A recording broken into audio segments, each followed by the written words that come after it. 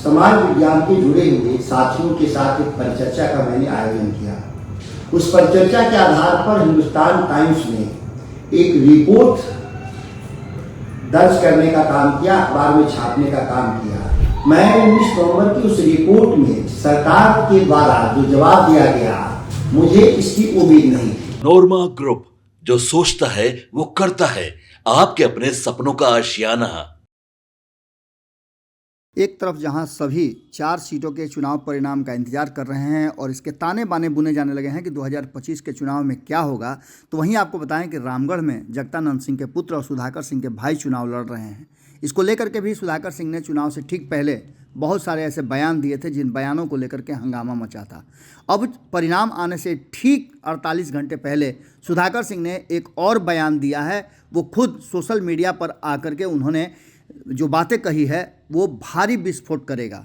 सुनिए क्या कह रहे हैं सुधाकर सिंह और किस तरह से ये मामला अब उन्होंने उठाया है तो विस्फोट करने की कोशिश कर रहे हैं।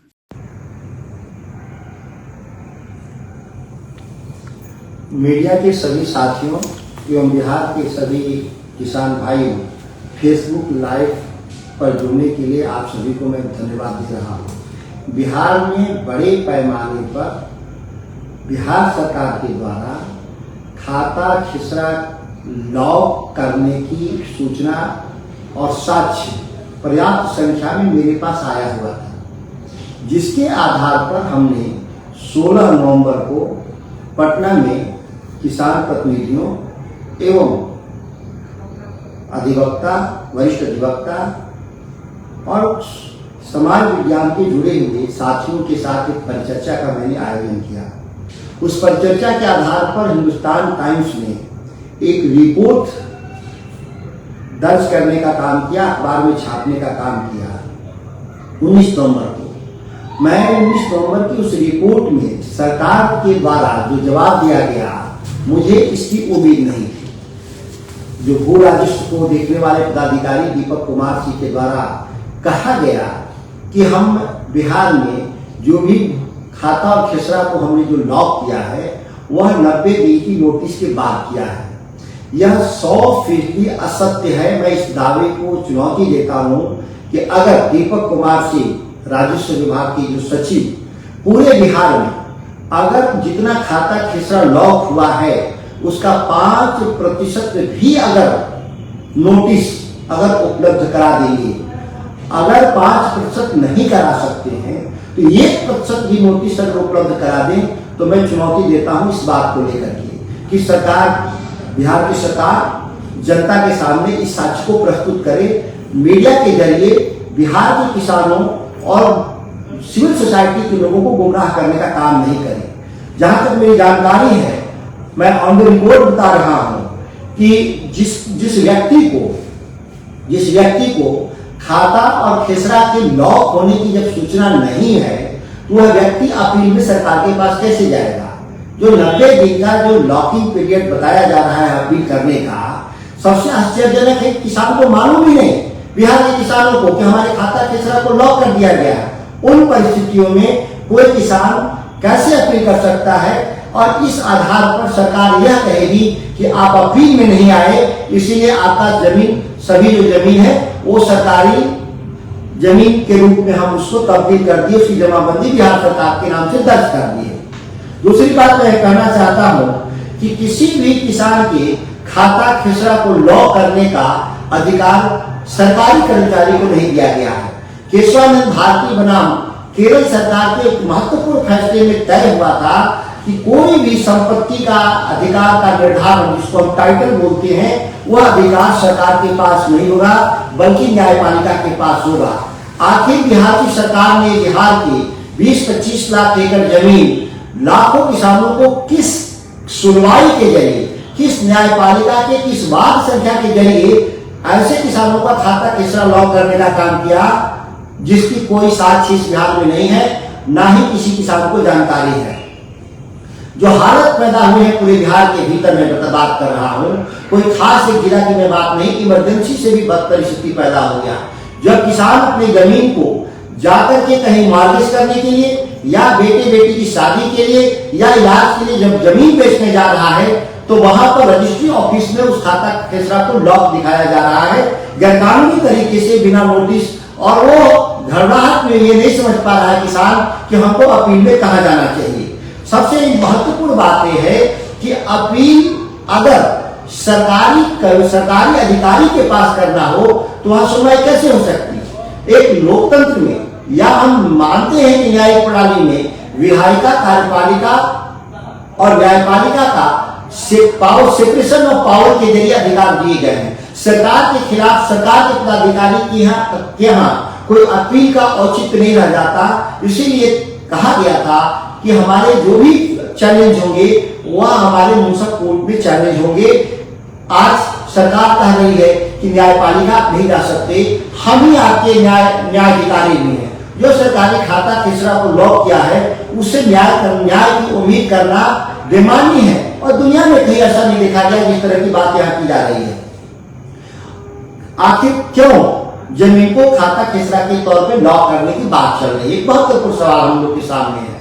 सबसे महत्वपूर्ण सवाल है कि बिहार की सरकार, नीतीश कुमार सबसे बड़ा भूमाफिया बनना चाहते हैं, जो इस बिहार के कमजोर लोगों के, गरीब लोगों के, किसानों की 20-25 लाख एकड़ जमीन जब्त कर करके एक लैंड बैंक बनाना चाहते हैं। और देश के जो धन्ना सेठ और कारोबारी हैं उनको पौड़ियों के दाम तो छोड़िए, मुफ्त में देने का षड्यंत्र इन लोगों ने रचा है, जिसकी हम लोग खुलासा करने के लिए हम लोगों ने उस सम्मेलन को करने का काम किया था। मैं मानता हूं और मैं माननीय पटना उच्च न्यायालय से मैं विनती करता हूं, अनुरोध करता हूं कि इस मामले को स्वतः संज्ञान लेते हुए बिहार में हो रहे घोर अराजकता पर स्वतः कार्रवाई करते हुए इस तरह के तुगलकी सरकार ने, नीतीश कुमार के तुगलकी सरकार के फैसले को रद्द करने का काम करेंगे, ऐसा हम लोग उम्मीद करते हैं। संविधान और सुप्रीम कोर्ट ने बार बार स्पष्ट किया है कि कोई भी जमीन का मालिकाना हक तय करने का अधिकार हमेशा से ही न्यायपालिका को रहा है, न कि सरकार को रहा है। अगर हम पूरे इस मामले में देखें तो न्यायपालिका के संज्ञान में यह पूरा कहीं मामला नहीं है खाता खेसरा लॉक करने का। सरकार के मौखिक आदेश से जो मुझे सूचनाएं मिली है कि जिलाधिकारियों ने सरकार के मौखिक आदेश से ऐसा काम करने का काम, गैर कानूनी काम किया है। मैं उन सभी अधिकारियों को चेतावनी दे रहा हूं जो बिहार के ऐसे लोग गैर कानूनी काम में लगे हैं कि अगर आपके पास लिखित आदेश नहीं है नीतीश कुमार के द्वारा तो आप इस तरह के गैर कानूनी काम में लगेंगे तो आप भी दंडित होंगे और आपकी सरकारी नौकरियां चली जाएंगी। इस बात का मैं आपको विश्वास दिलाता हूं। और हम पूरे राज्य भर में किसानों के साथ हम लोग यात्रा करेंगे और सरकार की जो तुगलकी जो आदेश है उसका हम फोड़ अभियान चलाने का काम करेंगे। उस 16 तारीख के जो महत्वपूर्ण जो हमारे किसानों के साथ जो सम्मेलन था उसमें हम 3 बिंदुओं पर खासतौर से सरकार से जवाब मांगना चाहता था, जिसका कोई भी जवाब सरकार ने देने का काम नहीं किया। 3 महत्वपूर्ण बात मैंने कहा था कि सर्वे अथॉरिटी के पास जमीन की मिल्कियत तय करने का अधिकार दिया गया है कि नहीं।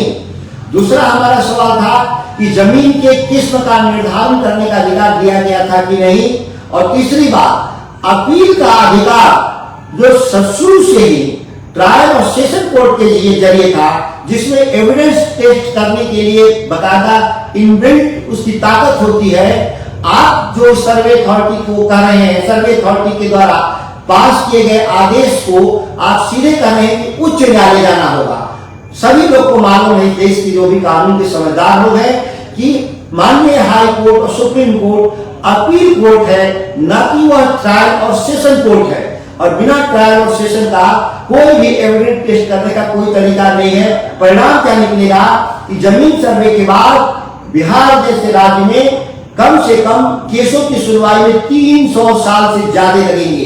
कई पीढ़ियां उसकी गल जाएगी, खप जाएगी।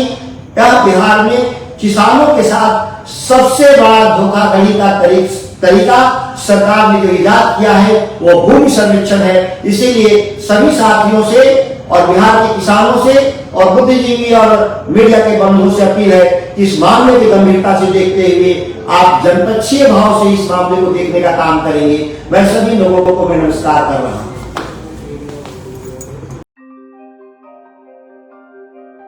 आपके सपनों को हमने सजाया है। ई होम्स पैनोरमा को हमने बनाया है। ई होम्स मेरा एक सपना था जिस पे मैं पिछले 4 साल से काम कर रहा था। हमने जो बनाया है वो सबने है माना। ई होम्स पैनोरामा में हो आपका भी आशियाना। और फाइनली हमने 2021 में इस प्रोजेक्ट को लॉन्च किया। बहुत लोग अप्रिशिएट कर रहे हैं कि पूर्णिया जैसे शहर में, बिहार के, एक तो बिहार की बात करें उसमें भी पूर्णिया जैसे छोटे जगह में इस तरह का लाइफस्टाइल देना, ये सुन के हम लोगों को बहुत अच्छा लगता है। ई होम्स में हमने कुछ और भी किया है, जैसे हम जिस जगह में रह रहे हैं हमारे फैमिली सिक्योर हो, उनको सिक्योरिटी का ध्यान में रखा है। आपकी सुविधा और सुरक्षा आपके लिए खास है, ये आपका विश्वास है। इसमें आर्टिफिशियल इंटेलिजेंस का 7 लेयर सिक्योरिटी का हमने इस्तेमाल किया है। लस ग्रीन कैंपस को बनाया है। यदि हमारा बाउंड्री वाल है तो वो वर्टिकल गार्डन है। ये जितनी भी फैसिलिटी होता है एक इंटरनेशनल टाउनशिप में, ई होम्स है, ये हम लोग विश्वास नहीं कर पा रहे हैं। जो भी हमारे मित्र दोस्त या जो भी हमारे बाहर के बाहर आते हैं तो हम लोगों को बहुत अच्छा सुनने को मिलता है और बहुत अच्छा क्रेडिट मिल रहा है। वो सारा हमने सिर्फ एक बिल्डिंग नहीं बनाया, हमें एक बहुत अच्छा लाइफस्टाइल दिया ई होम्स में, और मेरा एक सपना था जिसको मैं आज फुलफिल होते हुए देख पा रहा हूँ। ये आपका आवास है। ई होम्स पैनोरामा में अब आपका निवास है। E Homes Panorama, luxurious lifestyle redefined. Panorama group, जो सोचता है वो करता है। अगर ये वीडियो पसंद आई और वह बिहार के राजनीति और बिहारियत से सरोकार रखेनी तो सब्सक्राइब बटन दबा के चैनल के सब्सक्राइब कर ली। ओजे एगो घंटी बा, ओकरा बटन दबा देला से कुल सटीक और मारक खबर रुआ मुफ्त में मिल जाई। अगर रुआ पत्रकारिता के हमनी के नया प्रयोग में सहयोग कर चाहतानी तो ज्वाइन बटन दबा दी।